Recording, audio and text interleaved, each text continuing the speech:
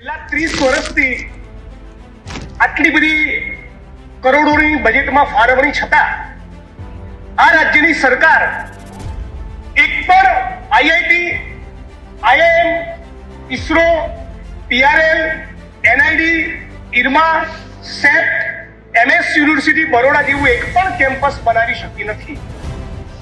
Oxford, Cambridge, Harvard, Berkeley, Yale, વર્લ્ડની કોઈ પણ યુનિવર્સિટીના સ્કોલરને પૂછો કે આ જે કેમ્પસોની યાદી મેં આપી જે કોંગ્રેસની સરકારો દરમિયાન બન્યા, પંડિત જવાહરલાલ નહેરુ અને વિક્રમ સારાભાઈના વિઝનના કારણે બન્યા, એનાથી ચોથા, આઠમા, 16મા ભાગનું એક પણ કેમ્પસ છેલ્લા 30 વર્ષમાં એ લેવલની પ્રેસ્ટીજવાળું કેમ્પસ આપણા ગુજરાતમાં બન્યું નથી.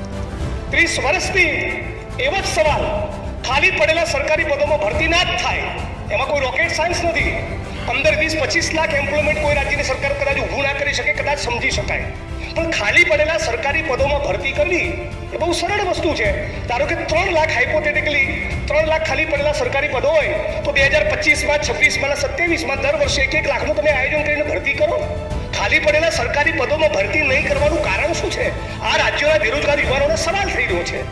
જે યુવાનો આજે પરદેશમાં કબૂતરબાજીમાં જાય છે, પાછા આવે છે, રાજ્યની સરકાર એમને વેલકમ કરીને કોલ લેટર આપી દે ને કે તરત તમને 7મા પગાર પંત્રના લાભ સાથે લઈ લઈએ છીએ. કેમ આપણે એમ્પ્લોયમેન્ટના સવાલનું છેલ્લા 30 વર્ષથી આ ગુજરાતમાં સમાધાન નથી કરી શકતા? 30 વર્ષથી જે સવાલનું સમાધાન ગુજરાતમાં નથી થઈ રહ્યું એવો બહુ એક વિકરાળ પ્રશ્ન છે, કુપોષણનો છે. માનનીય અધ્યક્ષશ્રી, કોઈ પણ બાળકનું હ્યુમન બ્રેન, મસ્તિષ્ક, એનું મગજ એ 4, 4.5 વર્ષ પછી ગ્રો થતું નથી, અર્થાત કે એનો વિકાસ અટકી જાય છે. અને એ બાળક પછી જ્યારે સ્પર્ધાની લાઈનમાં ઊભું હોય ત્યારે પૈસાદાર શ્રીમંત વર્ગમાંથી આવતું બાળક એણે ગોવાનો સ્પેલિંગ લખવાનો અને આ કુપોષિત બાળકે ચેકોસ્લોવાકિયાનો સ્પેલિંગ લખવાનો. આવી સ્પર્ધાના મેદાનમાં આપણે મૂકીએ છીએ. અને આ બાળકો કોણ છે? આ દેવી પૂજક સમાજનું બાળક છે, આ માલધારી સમાજનું બાળક છે, આ કોળી પટેલનું બાળક છે, આ ઠાકોર સમાજનું બાળક છે, આ મુસ્લિમ સમાજનું બાળક છે, આ દલિત સમાજનું બાળક છે, આ આદિવાસી સમાજનું બાળક છે, આ ડીએમટી સમાજનું બાળક છે. શા માટે રાજ્યની સરકારે ડેડિકેટેડ ફંડ એલોટ કરીને ફાઇનલી આ 30 વર્ષે હવે આપણા ગુજરાતમાં એક પણ બાળક કુપોષિત નહીં રહે આવી ગેરંટી કેમ નથી આપતું? રાજ્ય સરકાર સમક્ષ ફરી એકવાર આંકડા રજૂ કરવા માંગુ છું. નેશનલ એવરેજ સ્ટન્ટિંગની બાળકની હાઈટ ના વધે એ રાષ્ટ્રીય સ્તરની એવરેજ 36% સામે ગુજરાતમાં 39% છે. બાળકને દુબળાપણામાં રાષ્ટ્રીય એવરેજ 19%ની સામે ગુજરાતમાં 25% છે.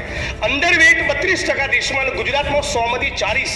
એટલે નરેન્દ્રભાઈ જ્યારે ગુજરાતના મુખ્યમંત્રી હતા ત્યારે 100માંથી 40 બાળકો ગુજરાતમાં કુપોષિત. ભૂપેન્દ્રભાઈ ગુજરાતના મુખ્યમંત્રી છે ત્યારે ગુજરાતમાં 100માંથી 40 બાળકો કુપોષિત. એનેમિયામાં બહેનોમાં નેશનલ એવરેજ 57% અને 65% ગુજરાતની બહેનો એનેમિક બાળકોમાં નેશનલ એવરેજ 67% અને ગુજરાતની અંદર 80%. ત્યારે સવાલ થાય, 156 ધારાસભ્યોની કેપેસિટી વાળી આ સરકાર ચૂંટાઈ, ગુજરાતમાં 40,000 જેટલી ઇન્ડસ્ટ્રીયલ ગ્રુપ્સ રજીસ્ટર થયા. મોટા મોટા બિઝનેસ ટાઇકૂન્સ, ઇન્ડસ્ટ્રીયલ ગ્રુપ્સ, કેપિટાલિસ્ટો, પૂંજીપતિઓ, આ બધાની પૂંજી, આટલું 3,70,000 કરોડનું બજેટ, છેલ્લા 30 વર્ષનું બજેટ, આવડી મોટી સરકાર અને ગુજરાતમાં 3 ડેરીઓ, આણંદની અમૂલ ડેરી, દૂધસાગર ડેરી, આ બધી ડેરીઓ છતાં ગુજરાતમાં 100માંથી 40 બાળકો કુપોષિત એટલા માટે છે કે રાજ્ય સરકારનું એની ઉપર કોઈ ફોકસ નથી. આ બજેટમાં પણ એસસી, એસટી, ઓબીસી, માઇનોરિટી, ડીએનટીના બાળકો હવે આ ગુજરાતમાં એક પણ બાળક કુપોષિત નહીં રહી એવી આ રાજ્ય સરકારની કોઈ જ પ્રતિબદ્ધતા નથી. અને જ્યારે રાજ્ય સરકાર 100માંથી 40 બાળકો કુપોષિત હોવા છતાં એની પર કોઈ ફોકસ જ ના કરતી હોય, એને એક ટાર્ગેટ બનાવીને આવતા 2 વર્ષમાં, 3 વર્ષમાં, 5 વર્ષમાં રાજ્ય સરકારનું આયોજન જ ના હોય, મતલબ કે રાજ્ય સરકાર ક્યાંક ને ક્યાંક એવો મેસેજ આપવા માંગે છે કે એસસી, એસટી, ઓબીસી અમારી પ્રાથમિકતામાં નથી. બજેટના બીજા પણ તમે વિભાગ જુઓ, બધા વિભાગમાં જોવા મળે છે.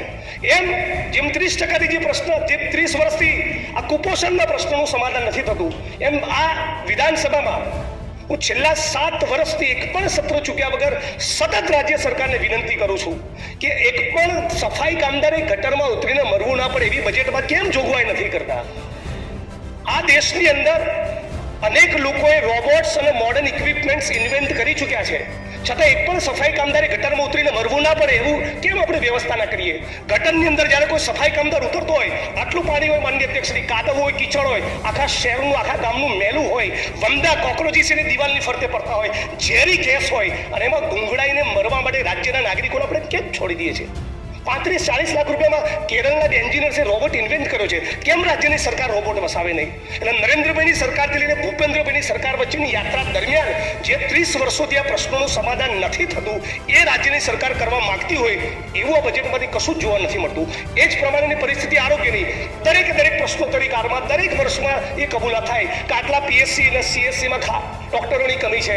બનાસકાંઠા જિલ્લામાં અમારો મત વિસ્તાર છે, 35 લાખ લોકોની વચ્ચે એક કાર્ડિયોલોજિસ્ટ નહીં, એક ગાયનેકોલોજિસ્ટ નહીં, એક ઓન્કોલોજિસ્ટ નહીં, એક યુરોલોજિસ્ટ નહીં. એટલે સુઈ કામમાં કોઈ વ્યક્તિને કેન્સર ડાયગ્નોઝ થયું હોય તો એને બાયોપ્સી કરાવવા માટે સિદ્ધપુર જવું પડે, અને જે દિવસે સિદ્ધપુરની હોસ્પિટલમાં જાય એ દિવસે ડૉક્ટર હાજર ના હોય.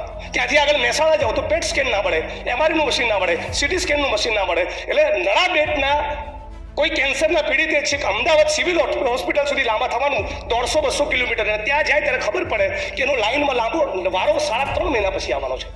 તો શું રાજ્યની સરકાર એવી ગેરંટી આપવા માંગે છે કે આપણા દરેક પીએસસી સીએસસીમાં જેટલા પણ મેડિકલ સ્ટાફ અને જેટલા પણ મેડિકલ ફેસિલિટીની જરૂર છે એ તમામ સવલતો કોઈ પણ સંજોગોમાં રાજ્યની સરકાર આવતા 1 વર્ષમાં 2 વર્ષમાં પૂરી કરશે? 2027ની વિધાનસભાનું ચૂંટણીનું ફોર્મ ભરાય ત્યાં સુધી એક પણ ગુજરાતનું બાળક કુપોષિત નહીં હોય. રાજ્યની સરકાર એવી ગેરંટી કમિટમેન્ટ આપે છે?